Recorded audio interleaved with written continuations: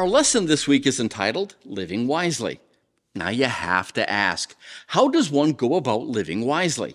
Well, if you go back to the book of Proverbs, Solomon repeats this one theme over and over again. He says that there are things you will do that will bless you, and there are things you will do that will curse you. Then he goes on to say that wise people choose to do the things that will bless them, and foolish people, well, they choose to do the things that will curse them. Now, this makes perfect sense when you think about it, because this is true of righteousness and sin.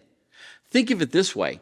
Something is not sinful because God, simply chose to call it sinful. That's not how it works. God says that something is sinful because he looked into our future and he saw things there that would hurt, harm, or destroy us.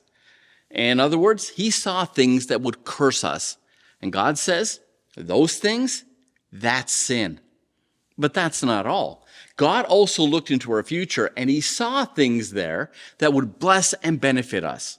And God said, those things are righteous.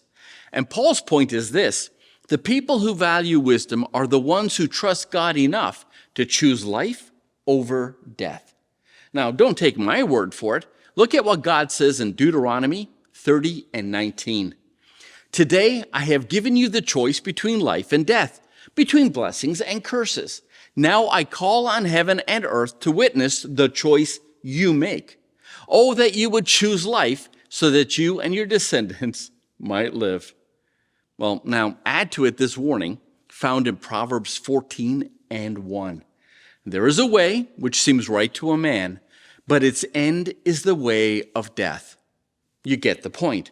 God doesn't have to kill or destroy anyone. Sin will do that on its own, which is why we read in James 1, 14 and 15, but each one is tempted when he is carried away and enticed by his own lusts.